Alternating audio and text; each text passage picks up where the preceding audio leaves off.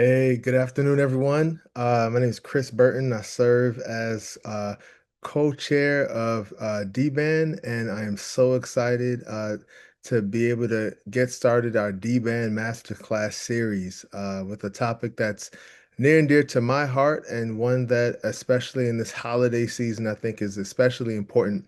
The conversation about grief. I often think about as theological educator, as a minister, and now as a coach, I think about that sort of contrast of this being the most wonderful time of the year, like the song says, and still being a time where people are trying to work so many different feelings and emotions out.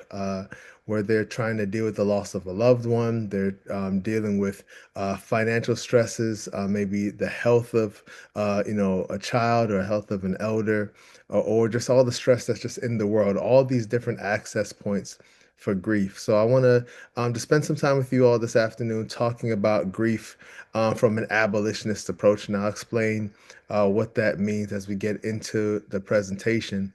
But a couple of housekeeping things to note.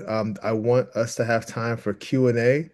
So you should see a feature that allows you to ask questions that I will save for the end of our presentation. And some of you have already discovered the chat, so please feel free to use that chat just to keep the conversation going there as well. And then we'll be able to have a more back and forth either through Q&A, the chat, and actually being able to vocalize your questions or your comments that way as well. So, want to start by centering us with uh, an understanding of how we are entering the space. So, if you can go ahead and enter into the chat where you find yourself. Are you feeling great today? Are you doing okay? Are you struggling a bit? Are you feeling overwhelmed? Where emotionally are you entering the space? See, Wes is hailing from DC. I know we had Charlotte in the house, Richmond's in the house. Some folks are doing okay, overwhelmed, right? Good. And this is really an important centering tool for us to understand how we're entering the space so that we can demonstrate compassion with each other and really take care of each other in this space in this time that we have together today. So thank you all for sharing for sure. So I'm going to define grief through an abolitionist lens, as I said that earlier. And what I mean by that is really articulating what it means to be an abolitionist. I approach the work of abolition through a theological lens, meaning understanding it through the notion of how we discuss or think about God or the creator or supreme being, a higher power, however. You would define it for yourself. But understanding abolition as the work of getting people free and understanding abolition as a tool that allows us to get to know one another better and deal with each other's humanity rather than all of the obstacles we put in the way of seeing each other's humanity. So when we're talking about grief through this abolitionist lens, we're talking about grief as the palpable loss of a loved one, ability, or way of life. So you're talking about what it means to not feel that person's presence, what it means to not have the ability to do what you once were able to do, or live the way you once were able to live, and how that lends itself to grieving over what could have been and the pain of lost possibilities. And so all of that is going to undergird our work today as we are working toward three specific objectives. One, understanding grief through this abolitionist lens, also understanding how hatred and grief feed one another, and also exploring how prioritizing justice sustains harmony. So, hopefully, allowing you to leave here with a tool to not just feel like powerless in the face of grief, but what we can actually do about it and with it, how we can actually handle our grief together. So when we're talking about all of the different ways in which grief can show up, all the ways that in which it manifests itself, I want you to just take a moment and think about how grief has shown up in your own life. What are the ways that you see um, these options on your screen currently? Loss of a loved one, loss of ability, loss of way of life, right? How has that shown up for you? I want you to think about what that looks like. I also want you to think about what it has been like to grieve over what could have been. So, lost opportunities or lost possibilities, things that were like, oh, I wish I'd seen that email in time. I wish I'd, gotten that card earlier, whatever the case is. All those different ways that grief shows up in minor aspects as well as in major aspects. And part of our work as abolitionists, as people who help get other people free, is to ask questions that seem otherwise impossible given the face of such challenges like grief. So you ask, how can we be free from grief? This is a question that seems like you're taking on the impossible. How could we ever be free from grief? And then you're also asking, how can we participate in others' freedom from grief? So part of the abolitionist understanding is not just to say, I don't want to suffer under grief anymore, but how do we eradicate this from everyone's reality? And part of what we're going to speak about when we're talking about this abolition of grief is understanding that, yes, we are not able to stop what seems unpredictable, right? Tragic accidents, diagnoses, things of that nature. But there is an aspect of grief that we're going to address in this hour that is actually quite actionable. There's an aspect of grief that we actually have agency over. And that's what we want to engage with in our time today. Much of life is lived in this liminal space, this space in between, this space that is occupied between hope and grief. Hope has such possibility encoded in it. I really hope this works out. I really hope, this happens. I really hope that happens. And grief on the other side places you in this perspective of wishing you could just change that one thing. So I think about even just something with watching a popular documentary this past week of the Diddy documentary, and I'm watching it, and as a hip hop fan and someone who like lived in Bed-Stuy, I just found myself re-mourning Biggie Smalls. I found myself re-mourning Tupac. These tragedies that happened 30 years ago, I found myself re-mourning it again. I just wish Tupac hadn't gone to Las Vegas. I just wish Biggie hadn't gone to Los Angeles. And you can just find yourself in that moment of wishing and just trying to do whatever little calculus you can do in your mind to just change that one variable that changes the whole equation. But of course, we know with grief being often so oriented toward the past, we're talking about things that can't be changed. All we can really address is how in which we live with these burdens. How do we walk with the limp of carrying such grief? And to really localize this liminal space, I want to share with you a time that I spent in ministry where I was working with Save Our Streets, which is an organization that does violence interruption in central Brooklyn. And I was a part of their Clergy Action Network. And as a member of that network, I shared the sacred responsibility of being with family members and community members who were standing in prayer, mourning, all after a loved one was shot. So this would be a typical day for me would be I'd get a call from the head minister who would let me know this happened and that we needed to be at Albany Projects by 4 p.m. or we needed to be at Roosevelt Projects by 6 p.m. Or we needed to be on Macon by 5 p.m. And so we'd go there and organize these vigils. And the lion's share of the vigils that I attended were for young men. Think about one incident where a young man was walking with his girlfriend, and another young man just kind of chirped at him and his girlfriend, and words were exchanged, and within minutes, two lives were lost. And the way that we talked about it within SOS, we talked about it in terms of two lives being lost because it wasn't just the person who was shot whose life was lost, but also the person who did the shooting. Like two families are going to be mourning that day. The one who has to do a funeral and the one that has to prepare to watch their child become incarcerated. And so I'm thinking about one particular block in Bed-Stuy, Gates Avenue, where we attended two vigils in less than a week. So it was, back to back doing vigils on the same exact block. I remember a member of the SOS staff with bullhorn in hand, pleading to the community. Her exhaustion was just weighing on her. And her exhaustion had to be more than my exhaustion because while I was a part of this Clergy Action Network as a volunteer role, this was her full-time job. She had simply witnessed too much death. She was carrying too much grief.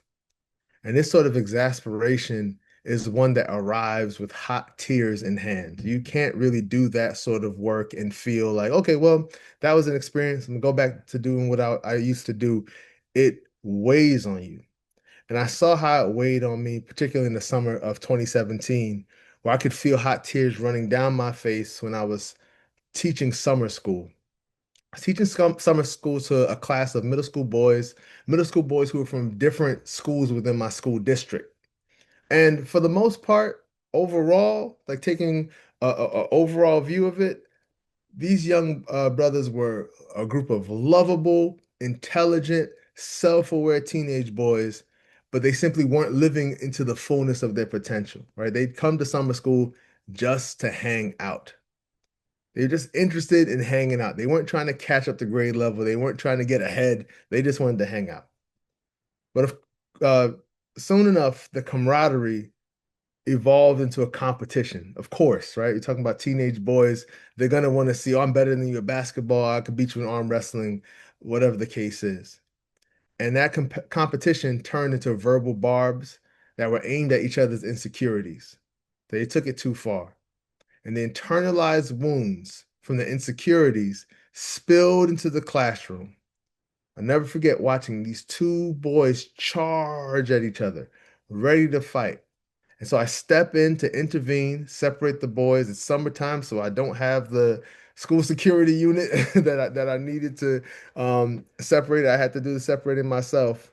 And then as I separated them, they would charge at each other again. I could see that they weren't going to stop. They really wanted to hurt each other. They really wanted to make, in that moment, their enemy feel the pain that they internalized themselves. I eventually successfully ended the fight. And I spoke passionately to the class about the consequences of their hatred.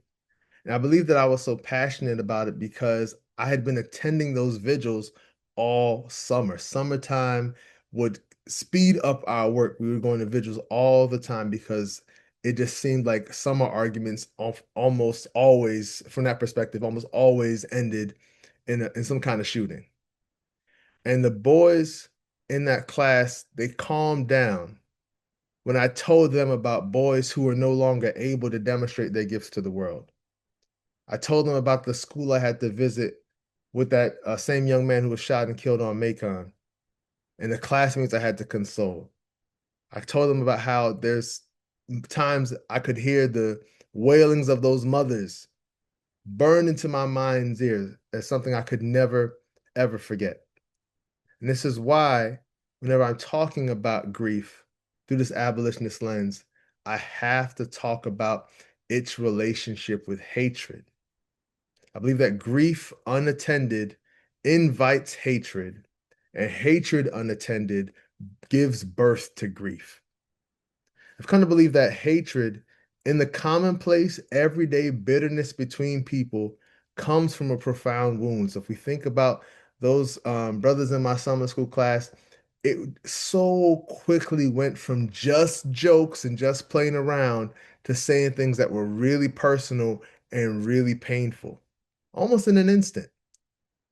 And we see how casually people talk about, oh, I hate this, I hate that. People may say that they hate a person. People may even act hatefully, but I believe that the real source is the untended pain. There's a pain that people are walking around with, a grief, a palpable grief that they haven't given enough attention to, don't even want to open that door in their life.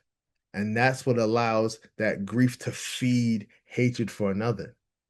And I'm using the word hatred intentionally because I don't want us to minimize the consequence of hatred.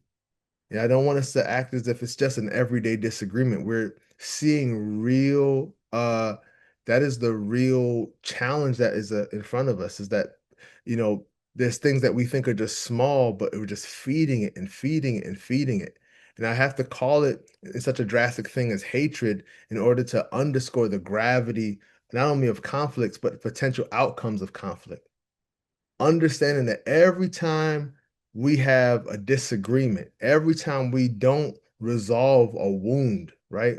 A unkind thing done or said that was never addressed, these things can become sources of hatred.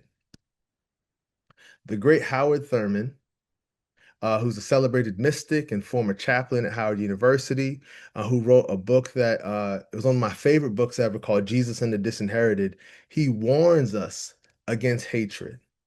Thurman remarked that hatred bears deadly and bitter fruit. It is blind and non-discriminating. That hatred cannot be controlled once it is set in motion. Hatred is a distorting condition that visits the oppressed and the powerful alike. No matter who you are, no matter what your social location is, you are not immune to hatred. So much attention is given to the ways in which hatred afflicts under-resourced communities. The dominant caricature of under-resourced communities is one of lawlessness, and there's an assumption that communities that do not have a lot are places where civility, decency, kindness is going to be difficult to find. And people assume the worst about these places, and often their assumption is not is not based on something they've actually experienced, but is more of a fueled rather by skewed histories and narratives. And soon enough, those assumptions give birth to fear. People will hear, "Oh, you're going where? Oh, no, no, I don't think you should go there, especially not that time of day." And we know that fear is fueled by an unstated powerless that demands power, right? So, for example, if you were to see a spider in your home, you might shriek before you grab the closest object you can find in order to do what? Destroy that spider. Your fear is now going to lead to you wanting to destroy that spider. You may even say, "Oh, I just hate spiders. I can't stand spiders. Oh, how did it get in the house?" But the reality is, your hatred of that spider is the offspring of your attempt to reclaim power from the source of your fear. You don't want to feel afraid. And so you've allowed your fear to be converted into something that feels like power, but is demonstrated in hatred. And this tragically has a prolific interpersonal occurrence. This is the underpinning of the violence and the brokenness that we see in society all the time. People don't have the language to confess their fear, and so they resolve to use hatred to reclaim their power. And their effort to reclaim power leads to the use of violence. And violence creates the societal tears and disruption that allows grief to seep in.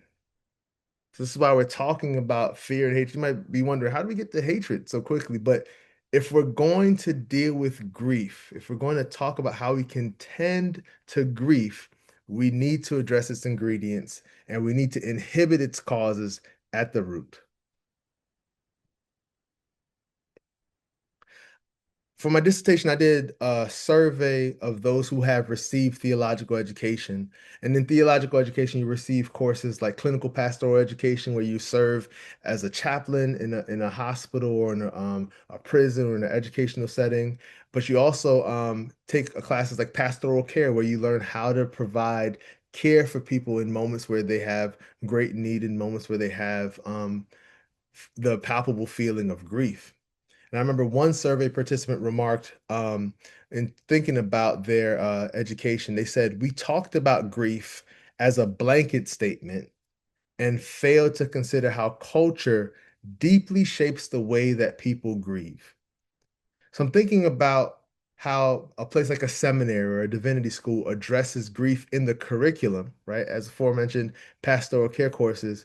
But this survey's response, a survey respondent's observation, makes me think about what direction we can take in preparing those who can help the rest of us in general society. Because as we know, ministers and those who are going into nonprofit leadership, they're not only serving those directly in their context, what they do within those contexts impacts the rest of the community.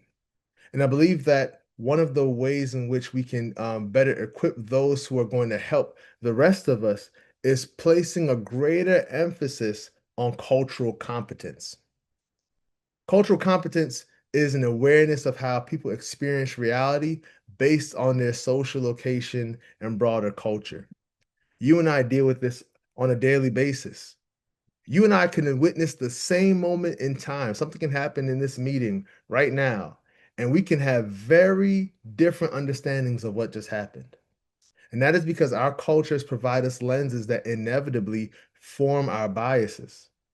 And part of our work is understanding how one another, how we're considering how every moment of reality is filtered through these various traditions that we carry, the expectations that we have, and the experiences that we carry with us as we move through the world.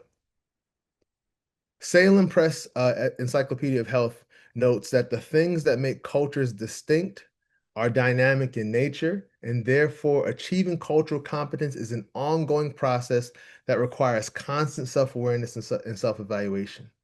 So this notion of a culture's dynamism, right? Like culture is not static. Culture is moving and flowing and is always changing. This is why cultural competence and the work of cultural competence is an ongoing process. I cannot say that, oh, I've figured out this place. I know what it means to be a teenager in North Carolina or an adult in Texas, because that's always going to change. It's never going to be the same. There's always going to be some part of it that's evolving. So, understanding this, we have to have a particular cultural humility that says that we never arrive in understanding another culture. I can't go to Los Angeles one time and say, "Oh, I know what LA is like." No, I have to have a humility that says I'm always learning about it. It's very presumptuous for us to think that we've figured out another culture because of all the intricacies and complexities that are in our own culture that can be lived out without us fully even understanding what it means. So, for our intents and purposes, when we talk about cultural competence through this abolitionist lens, it not only has to be something that we're living, but it also has to be a resource that we carry with us when we aim to tend to the grief of other people. So I think about it once again through my experience as a classroom teacher. So in the beginning of my teaching career, I was a millennial that was teaching millennial students. It amazes me now when I see like, oh, I really wasn't that much older than my eighth graders. I was 23 and they're 14. I was like their big brother or their cousin. But this also meant that generationally speaking, when we were doing our work in that classroom, there were similarities in our lenses for viewing the world and similarities in the ways in which we were experiencing particular events. But that commonality was only one piece of our identity. We also had socioeconomic experiences, ethnic experiences, religious, gender, ability, and a variety of other experiences that contribute to the ways in which we see the world. So when we consider all of these factors, inevitably there is going to be some sort of perspective that we won't fully understand simply because of our own limitation. We've only experienced so much. So rather than lead into a hegemonic, like a power seeking tendency of making our experience or making the majority experience the standard experience or the only experience, we need to exercise a posture of humility that equips us to listen and observe for points of commonality. And this is how we can mature our sympathy, our sense of, oh, I feel so sorry that's happened to you, into a sense of empathy that says, hey, not only am I sorry that happened to you, but I know what you're going through. I'm here walking through it with you. Grief, anxiety, and heartbreak, these are not factory settings. These aren't how we come out the womb and just start to see the world through a sense of grief. We don't see it as a normal thing for a child to experience anxiety or for a child to have heartbreak. We can think of, whether it's in our own experience or an experience of other children, people who don't feel burdened by these things. And even though we're durable people, we weren't made just for the wear and tear of having to carry and having to deal with tragedies and setbacks. So thinking about this through a theological lens, once again, I think about the Apostle Paul writing to the church in Rome, where he is trying to speak to this very cosmopolitan place about this fringe religion that is emerging in the midst of an empire. And he's trying to articulate a theology to them where he says, you did not receive a spirit of slavery to fall back into fear, but you have received a spirit of adoption. And so he's saying in more regular common language, he's saying bondage in all of its forms is not our destiny. Like you don't exist to be oppressed. You don't exist to be crushed. You don't exist to just be afraid all of the time. And fear tries to convince us that that's all it is. It's so compelling and it's so overwhelming, but it's not our permanent environment. And so when we understand this contrast that Paul is presenting uh, between slavery and adoption, it's these things are very critical tools for the work of abolition because it helps us understand that this bondage that we feel when we're afraid, or the bondage that we feel when we're in hatred, the bondage that grief creates for us, is diametrically opposed to the understanding of belonging we can have when someone comes alongside us in the midst of our grief. When we don't have to suffer through these things alone, that shows us that we don't have to be in bondage by ourselves or bondage at all. And this is good news to us because when we're caught in grief, anxiety, and heartbreak, we so often forget that we still belong to somebody. And not belong as if you're just, over there to the side, and not being in a family that's a perfect family, but understanding that even in our relationships that aren't perfect, that there is a goodness in that that allows us to not have to do this by ourselves. So often, and I was just with a group of chaplains here in Richmond yesterday, we're talking about how those who are newer to pastoral care, newer to meeting people in times of grief, have this desire, and you may have experienced it with a loved one, of wanting to try to solve the problem. But the reality is, we can't solve the problem that puts someone in ICU. We can't solve necessarily the problem that puts someone in bankruptcy, right? Like if you don't have any money either, how are you going to solve that? But what we can do is not make that person just be by themselves and have to go through it by themselves. We don't have to allow that person to be isolated and try to figure it out in their own strength. So even when things are less than perfect, they can still be useful for our abolitionist intentions of making sure that a person doesn't have to be completely in bondage to isolation and grief.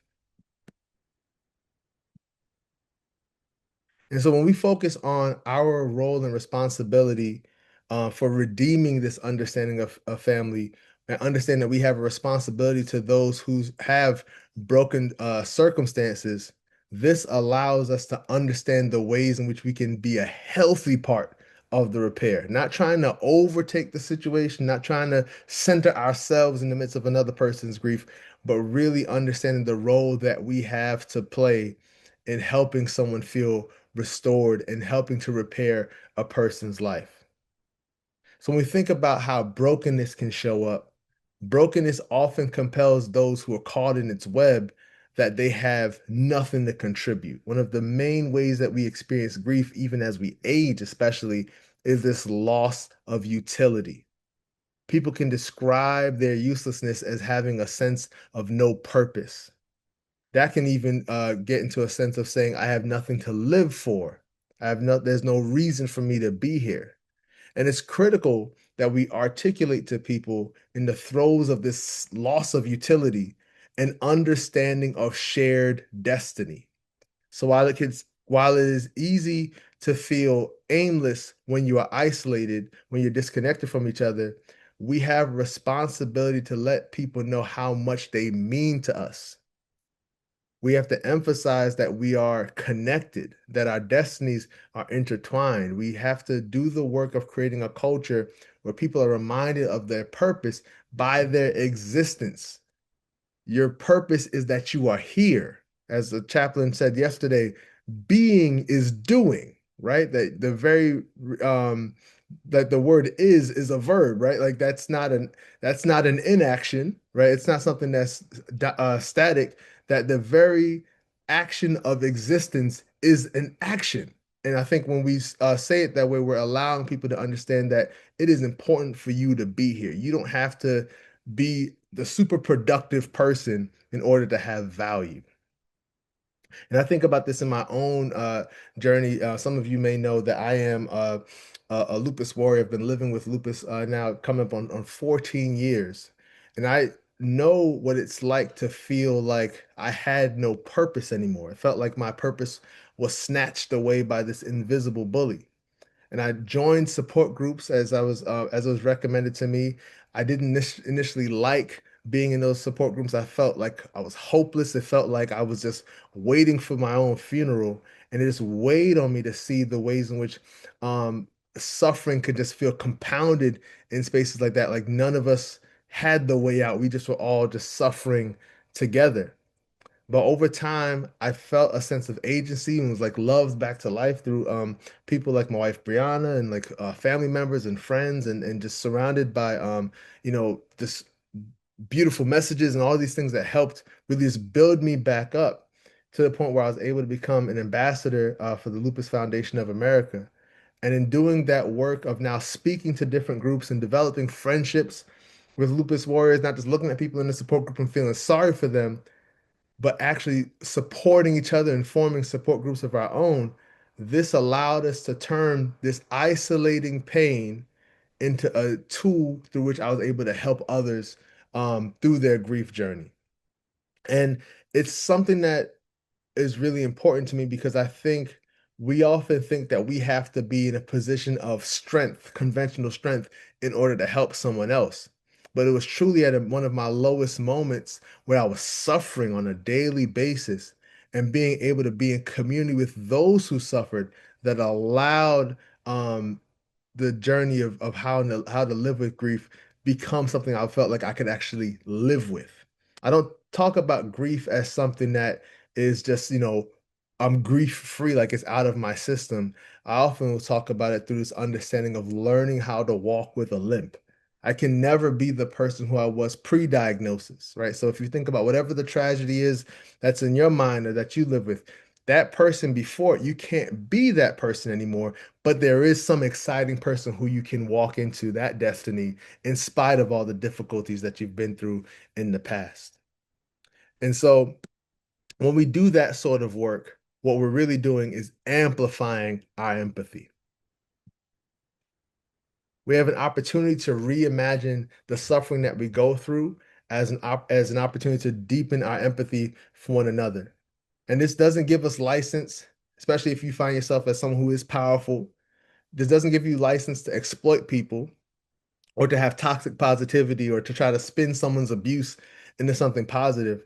Rather, it's a tool that allows us to help people understand how to push away these feelings and these thoughts of uselessness and understand that they too have something to contribute.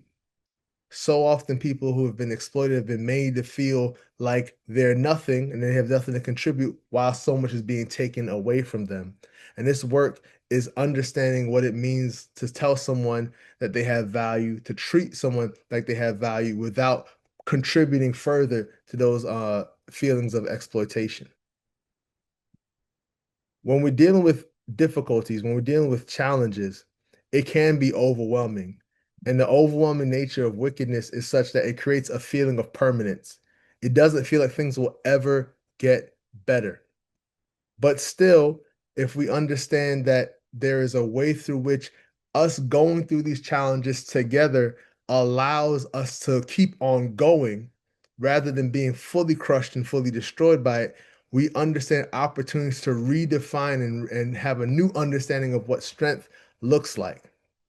And part of this is doing the work of forming community. Zach Naringi, a Ugandan bishop, asserts that God's kingdom is wherever a community is doing justice, where people are reconciled, and where people are one in joy. And so I come at this once again as an educator, as someone who does this work in coaching and consulting. And with that thought, I'm always thinking, what does it look like to make justice a priority? What does it look like to make justice a priority in curriculum? What does it look like to make justice a priority in policies?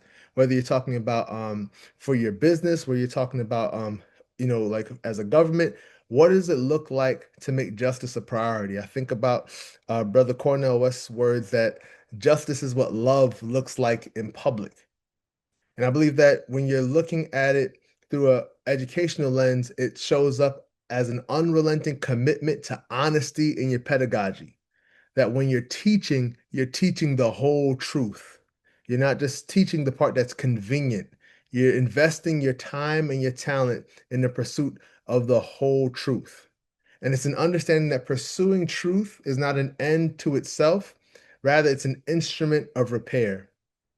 And it's about understanding the ways in which we reconcile human beings to one another as a universal experience, not reconciling toward the former situation of brokenness, because one of the problems I often have when we use the word reconciling is that so often people can only imagine reconciling toward the former conciliatory state.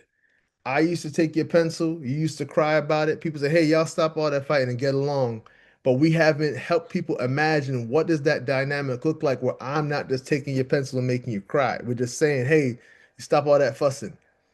It has to be something where we're using our imaginations, our collective imaginations for a world that is prioritizing justice, where a world where our relationships and our dynamic with one another on individual levels and as larger groups does not depend on exploitation of one another, but rather depends on an interdependence, depends on a justice reality that is putting love into policy. And so when we live and we operate, not trying to dominate each other, not trying to exploit each other, but understanding that sense of interdependence, this is what allows us to be bound together in a joy. This is what allows us to no longer engage in violent exchange and be able to form ways in which we can have authentic cultural exchange where we're finding commonality. And this sort of work allows us to engage with what seems impossible. But I believe that when we do this sort of imagination work, this sort of work that abolition calls us to do, we can be delighted by the distinctions that show up rather than feeling threatened and wanting to harm those who we deem as different. And so I want to open this up to any questions that showed up. I saw that the chat was popping, so I'm excited to see that. But any questions that jump up, feel free to use either the Q&A button. Thank you so much. Either the Q&A button or I believe you'll be able to unmute as well, and I'm happy to engage any questions you all have.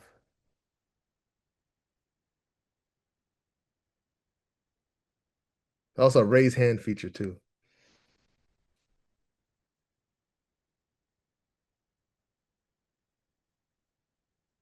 All right, Janelle, start us off. Go ahead. Hey, Chris. I just wanted to let you know that you did a great job on this. And I Thank you. love how you presented things holistically and gave us multiple perspectives from which we can view things. And I also loved how you brought up the importance of intersectionality.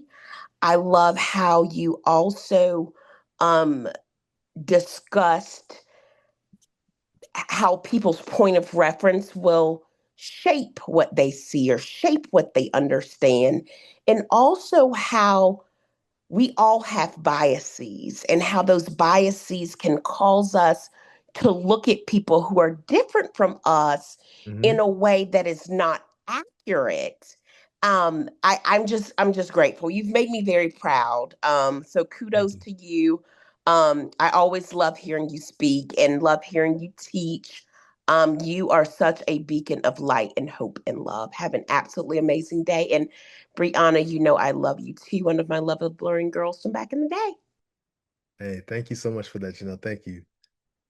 Um, I see Amelia has a question. She says, can you speak more about what the action of grief might look like in different scenarios, how it might bring repair in the body?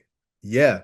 So I think about the way in which us not dealing with it, right? Because I think that's the other side of this equation too, where there are spaces where you're not allowed to grieve, right? Where you're not allowed to say, I'm sorry this happened, right? Both on, once again, both on an individual level and also just as like group policy. We don't talk about that. You're not allowed to feel that. What do you mean you're sad? Today is great. All of these ways in which that bleeds and lends itself to the work of the histories that we tell, the ways in which we feel like we can associate with people.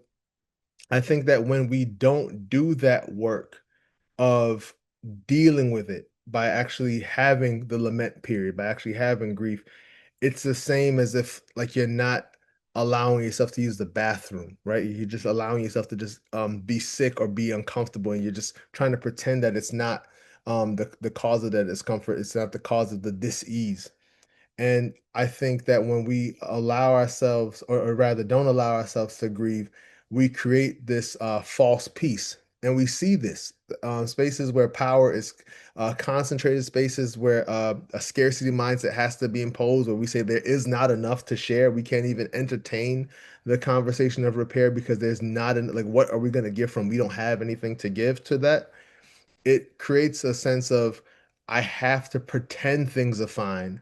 I have to live, not pursuing truth as we talked about in the presentation, but pursue, or rather preserving mythology. It has to be all about preserving a mythology then. And I see how we can see in our very society right now how morally bankrupt that is, how it shows up in anxieties that people have, how it shows up in a way that hurts our mental health, that hurts our ability to relate to each other interpersonally. So I very much appreciate you lifting up the importance of dealing with the grief, because I think that when we have been taught to avoid grief, both as individuals and as larger groups, it shows up somewhere and it's never pretty.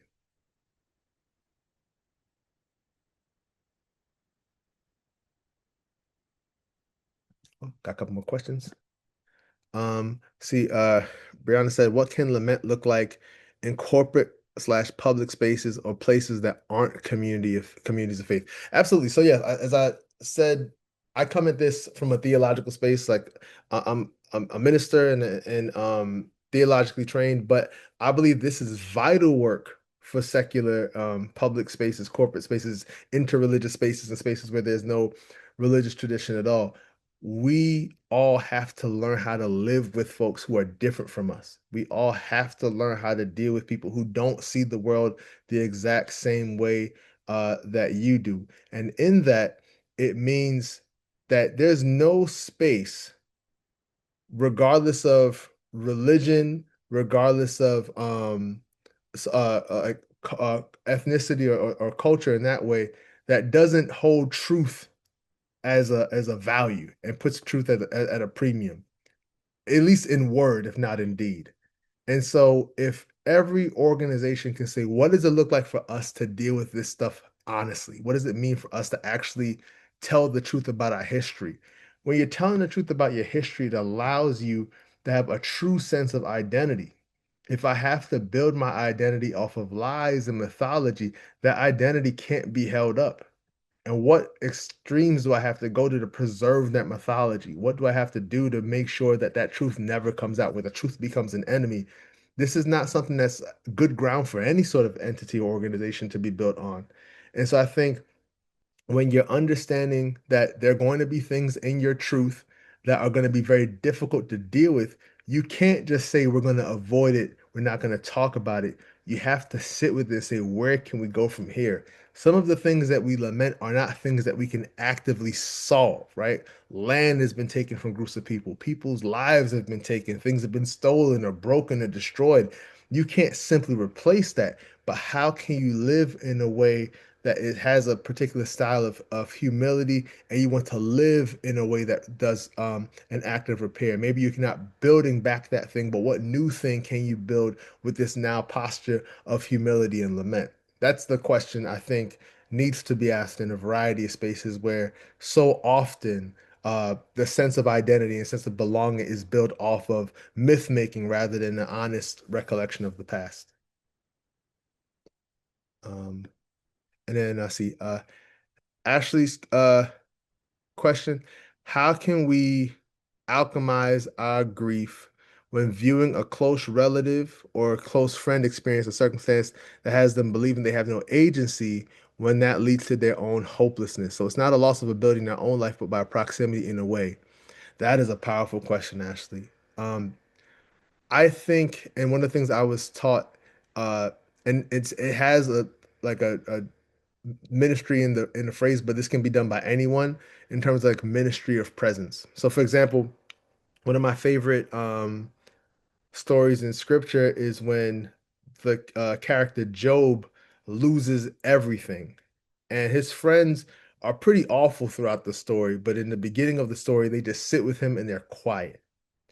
And I think that there's so many moments when people have experienced just profound grief, just circumstances that just take away their agency, circumstances that make them feel hopeless, where people eventually start to pull away because it's frustrating. I'm telling you, you have something to live for, and they're arguing with you, they're fighting with you, right? But I think that sense of being consistent and not trying to solve it all by yourself, something I neglected to say in the presentation, but I want to say now, is that none of the work that we're talking about in this like work of grief is work that's intended to be just on you, right? So it's not about you saying, "Oh, I can solve this person's sense of hopelessness," or "I can make sure this person has a sense of agency again," because we, in and of ourselves, can't do that. There are going to be things that are beyond our expertise. There are going to be things that are beyond our own capacity to hold. So I think what's really going to be important is understanding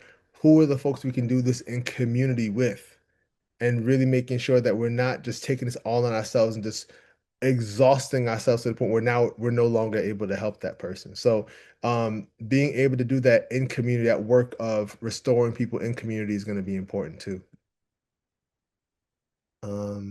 See, Janet has a question to follow up on a question from Brianna. How do we deal with the escalating and never-ending attacks? It feels like grief that never ends, but the idea of grief is not something we talk about in the workplace. This is so profound because I think about being in spaces. So, for example, in January 2020, when Kobe Bryant and his daughter and the other friends who were going to the basketball game in the helicopter crashed. And I remember just feeling profoundly sad about it, just like entirely brokenhearted about it because I love basketball and I loved watching Kobe play. And where I worked at the time was a place where it really did not matter. It sincerely did not affect people. And it was the weirdest feeling. I don't know if I'd ever been in an experience like that before where I just was carrying so much grief to the point of I didn't even want to go to work that day. Um, and it just was business as usual for everyone else, it seemed like.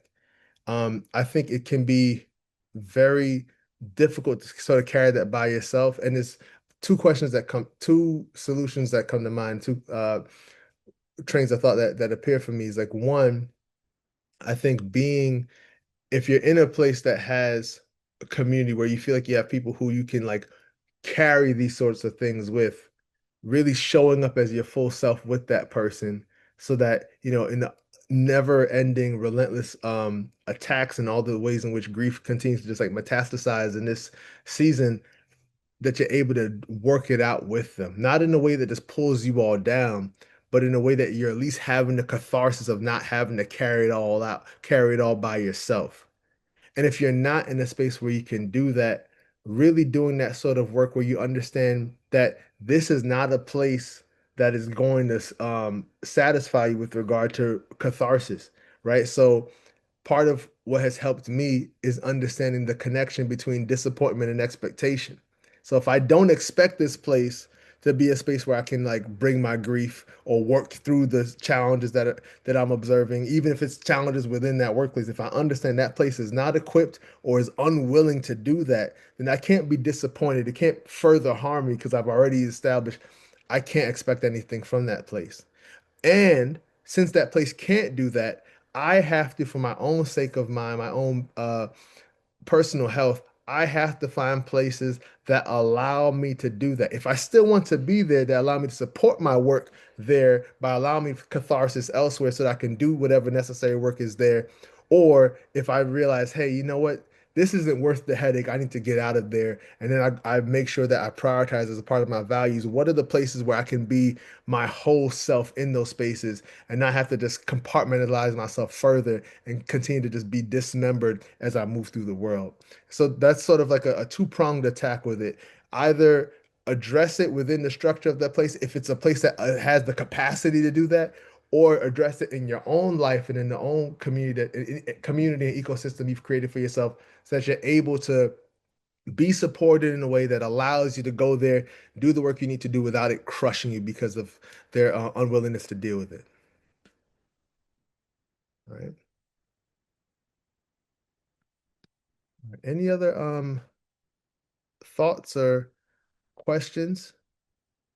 And I appreciate you all so much. And this is something that DBAN is aiming to do on a regular basis. We're gonna have information for our next master class that's coming up in January on our socials. So if you're not following us on Instagram at Davidson Black Alumni Network, please be sure to do that. And we're in the midst of putting out a call for committee members as we continue to do this work and try to best support our Black alums. So I'm just really grateful that you all were here, and thank you all so much for your time. And oh, and let me share my information. Of course, if you want to stay in touch, I'll drop my email in the chat as well. If you have questions or want to follow up, I'm happy to continue to chat with everyone. But this has really been a joy to be here with you all today. So thank you all for being here.